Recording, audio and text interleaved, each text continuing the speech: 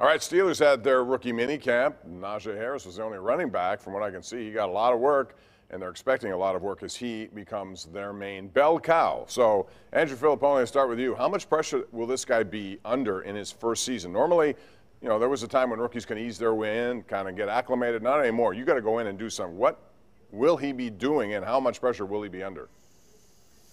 Yeah, this isn't long-term like Polamalu, back in '03 when he was mostly a special teams player and then on to have one of the great careers by a Steelers defensive player, safety in NFL history. You're right. He's got to plug and play. He's got to go right in. And I think the biggest thing, two things really for Najee Harris, Bob. Number one, he's got to compel Ben Roethlisberger and this offense to call his number. We know Ben wants to throw the ball like crazy. Short passing game, he loves it. He's led the league in pass attempts. The last 2 times he's been healthy. That's unacceptable. So Harris has got to compel Ben to want to run the ball. And he's also got to make up for what I think will be a patchwork offensive line early in the season. Maybe later in the year they'll find their way and they'll gel, Bob. But at the beginning of the year, this is not going to be a good line. And can Najee Harris make up for that on his own?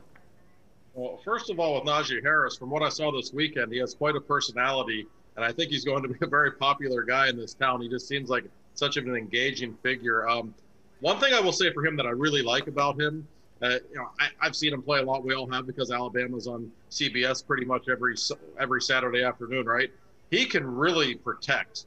I mean, he is going to help in blitz pickups, and that's a real problem for the Steelers. Their running backs were horrendous, really, the last couple of seasons, I think, in that department. So usually rookies struggle in that department, but I don't think he will. He just looks like a stud. And I think we know running back is an easier position to adapt to at the NFL level than are some other positions. But of course, guys, the big concern is he going to have any holes in which to run through? And that's obviously a very valid question.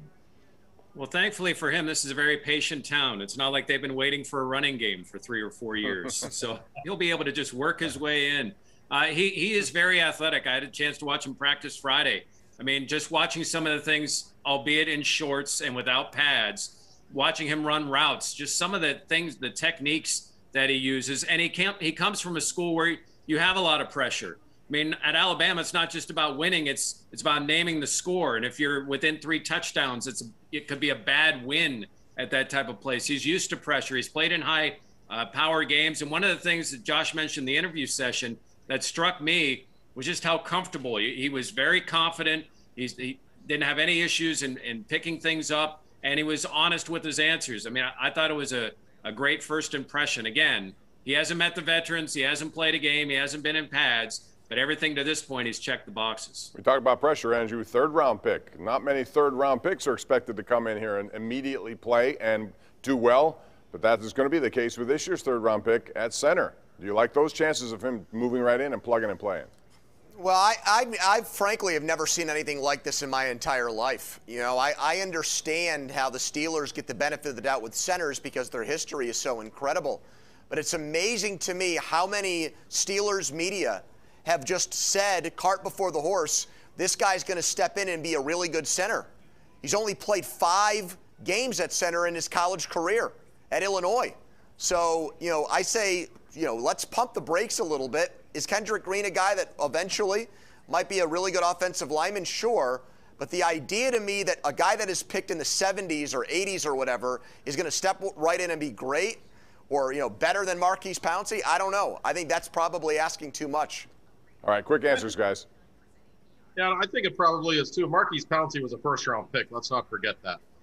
This guy might be a really good player, but he's not going to have a whole lot of talent around him on that line, and that's a pretty big concern. I agree with Andrew's points, but they have B.J. Finney. I mean, they have somebody that can play, or even Hassenauer if they need to play in the meantime. I don't think he'll start as his first game as a rookie. Yeah, but he will be in there sooner rather than later. When we come back, we're talking about the Pirates, who split with the Giants. Who's been doing well, who's not doing well, and where are the Pirates right now? We know last place, but is there something critically that's working well for them? We'll talk about it next.